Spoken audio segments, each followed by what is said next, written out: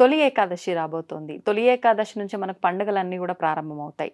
ముఖ్యంగా మన సనాతన ధర్మంలో ఏకాదశికి ఒక ప్రాధాన్యత అనేది నిర్ణయించబడింది. ముఖ్యంగా ఈ తొలి ఏకాదశి అనగానే చాలా విశిష్టమైంది. ఎక్కువగా ఉపవాసం ప్రాధాన్యము. ఆ రోజు అసలు అన్నం మెతుకు తింటే కూడా దోషము అని చెప్పి అంటుంటారు. విషతుల్యమైనదిగా భావిస్తూ ఉంటారు. ఎందుకు ఈ విధానం అంతా కూడా వచ్చిందో తెలియజేయండి. మనకి ఏకాదశి అంటే ఏమిటి? ఫస్ట్ ఏకాదశి ఎలా పుట్టిందంటే మారన్ అనేటటువంటి రాక్షసుడు లోకాలను పీడిస్తున్నాడు. శ్రీ మహావిష్ణువు అతన్ని చంపడానికని వస్తాడు. ఎన్నో వేల సంవత్సరాల యుద్ధం జరుగుద్ది వాళ్ళిద్దరికి. విష్ణుమూర్తి అలసిపోతాడు. అలసిపోయి కొంచెం సేపు రీఛార్జ్ చేసుకుందాం బ్యాటరీ లాగానే ఒక గుహలోకి విష్ణుమూర్తి వెళ్తాడు. కొంచెంసేపు రెస్ట్ తీసుకుంటాడు. ఈ లోపల మారను అటు ఇటు తిరిగేసి విష్ణుమూర్తి ఇక్కడ ఉన్నాడని చెప్పేసి గుహలోకి వచ్చేస్తాడు. వచ్చేస్తే అప్పుడు శ్రీ మహావిష్ణువు నిద్రావస్థలో ఉన్నాడు. ఆయన నుంచి ఒక దివ్య కాంతి కలిగినటువంటి ఒక అందమైన అమ్మాయి పుడుతుంది. ఇలాగుంది అమ్మాయి. ఆ అమ్మాయి వెళ్ళి యుద్ధం చేసి ఓడించేసింది, చంపేసింది మారన్ని. ఎవరమ్మా నువ్వు అని అడుగుతాడు. అంటే నేను నీలోని శక్తిని అని చెప్తాడు. చాలా అందంగా ఉన్నావు నువ్వు, ఏకాదశి నీ పేరు. ఆ ఏకాదశి పుట్టిందనమాట. అయితే స్వామి నాకు ఒక వరాన్ని ఇవ్వండి అడిగింది.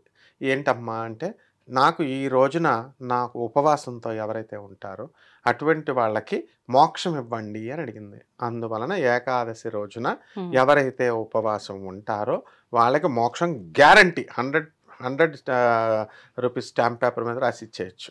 అది ఫస్ట్ పాయింట్. మరి అలా చూస్తే ఏకాదశి ఉపవాసాలు చేసే వాళ్ళు చాలా మంది ఉన్నారు. అలాంటి వాళ్ళు ఏ కర్మలు అనుభవించట్లేదా? డైరెక్ట్ మోక్షం పొందుతారు. తర్వాత అది అంటే ఫిల్టరేషన్ ఉంటుంది. ఇప్పుడు మనం గోల్డ్ని ఫిల్టరేషన్ చేసి first level filtration, second level water filtration, condensation, ఇలా అలా అవన్నీ జరుగుతాయి. కానీ లాభం అయితే ఉంది. ఇది శాస్త్రం, విష్ణు పురాణం చెప్పేది, అందులో డౌటే లేదు. ఇకపోతే ఎవరైతే మరి అన్నం తింటారో వాళ్ళని పడగొట్టాలని మారన్ ఏం చేస్తాడంటే పురుగు రూపంలో వచ్చాడు. బియ్యములో ఉన్న తెల్ల పురుగు పుడుతుంది. ఆ పురుగులాగా అవుతాడు. అందువల్ల ఎవరైతే ఏకాదశి రోజున భోజనం చేస్తారో పురుగులు, చైనా ఫుడ్ తిన్నట్టు లెక్క. చైనా వాళ్ళు చూడు మొత్తం పురుగుల్ని ఫ్రై చేసుకొని తింటారు, అలాగా పురుగులు తిన్నట్టు. అందువలన ఆ రోజున ఎప్పుడు వైష్ణవులు ఎక్కువగా పాటిస్తారు బ్రాహ్మణుల కంటే కూడా. ఎందువలనంటే బ్రాహ్మణులు అందరూ పాటిస్తారు, కానీ వీళ్ళకి పట్టింపు ఎక్కువ అయిపోయింది. నెక్స్ట్ ఈ ఏకాదశి రోజున మళ్ళీ ఇందులో కూడా కేటగిరీస్ ఉన్నాయి. నిర్జల ఉపవాసము, తర్వాత ఒక పూట భోజనం చేసి మధ్యాహ్నం చేసి సాయంత్రం తినకపోవడము, ప్రొద్దు నుంచి సాయంత్రం దాకా ఉండి సాయంత్రం తినడం నాక్తం అని పేర్లు పెట్టుకున్నాం మనం. ఇలా రకరకాల ఏవైతేనేమి మొత్తం మీద ఏకాదశికి ఒక్కొక్క డేకి ఒక్కొక్క ఫలితం ఉంటుంది. ఏకాదశికి అనగానే ఉపవాసం అన్నమాట.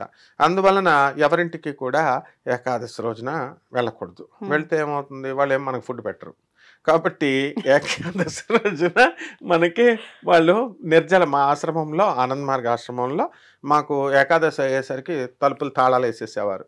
ఏమిట్రా అంటే నెలలో 2 సార్లు ఫుల్ ఫాస్టింగ్. మా గురువు గారు చెప్పినా సరే మా చిన్నపిల్లలవని మాకు జ్యూస్, లెమన్ జ్యూస్ అలాంటివి తాగొచ్చు అనమాట. ఇది నెక్స్ట్.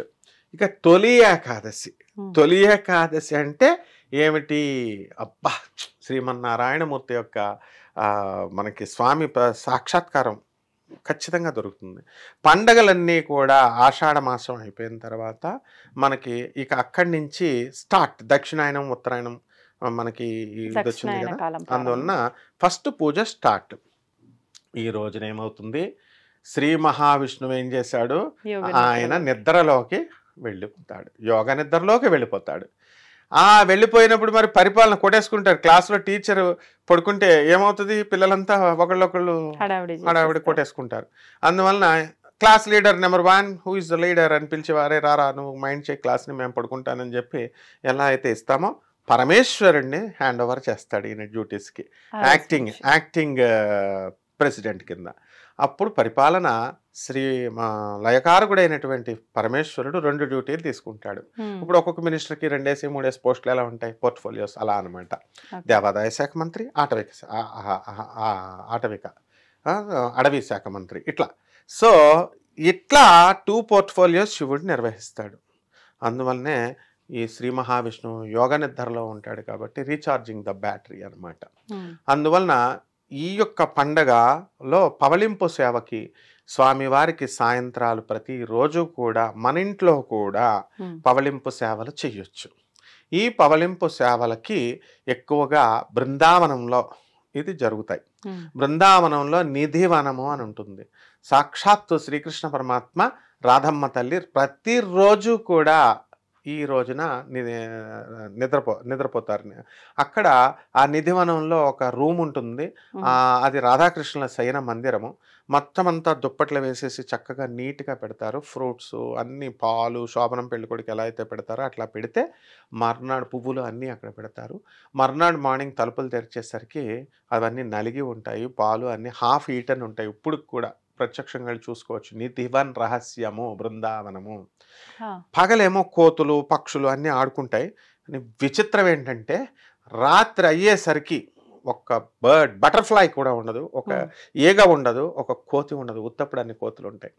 అయితే దేవుడు రాసలీల చేస్తాడు. రాసలీల శ్రీకృష్ణ పరమాత్మ రాధమ్మ తల్లి 16,000 మంది గోపికలతో రాసలీల చేస్తాడు. కాబట్టి ఒక వ్యక్తి ఏం చేస్తాడంటే, ఇదిగో దేవుడు రోజు వస్తాడని తెలిసిపోయింది, మనం దేవుడిని కష్టపడి సాధించుకోవాలా. దొంగతనం చేస్తే అట్లా డబ్బులు అనేది ఎవరైనా సాధించుకోండి, సంపాదించుకోండి, కట్టుకోండి అన్నారు.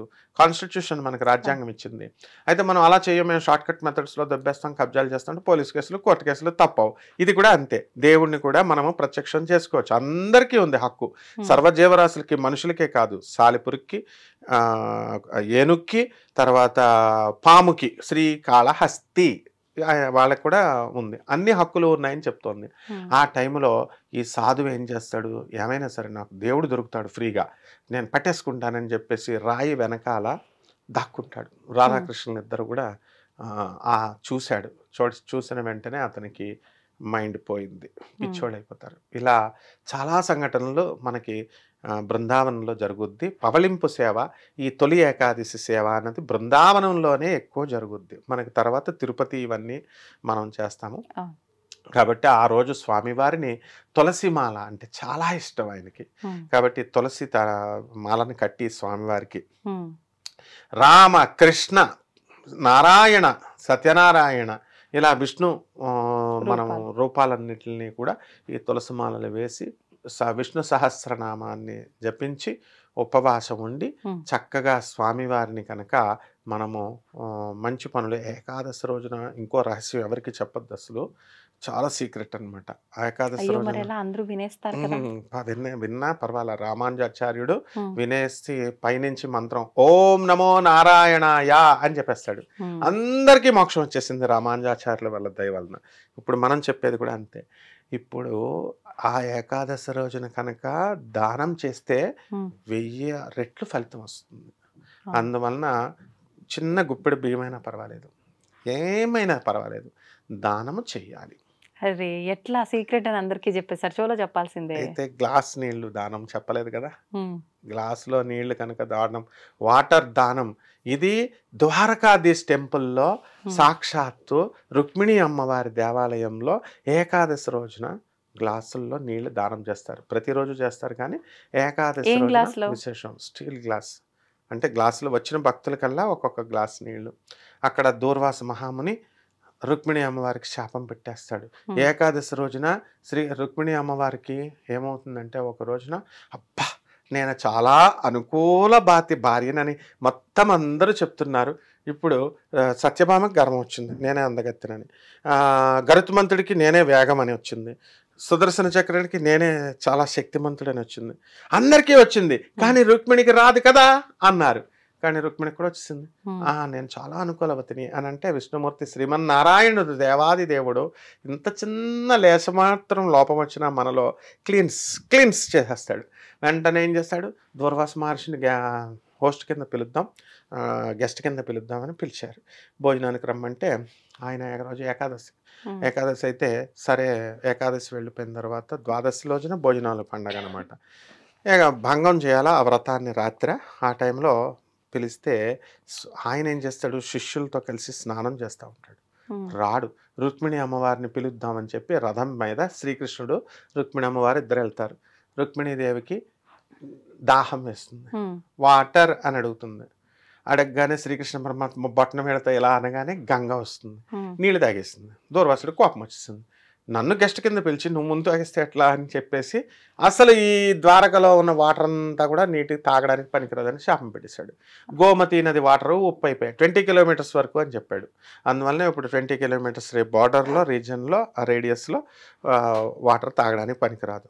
అందుకని ఈ గ్లాస్ నీళ్ళని దానం చేస్తే ఏకాదశి రోజున రుక్మిణీ మందిరంలో విశేషమైనటువంటి ఫలితం వస్తుంది అన్నారు. This applies to all the place.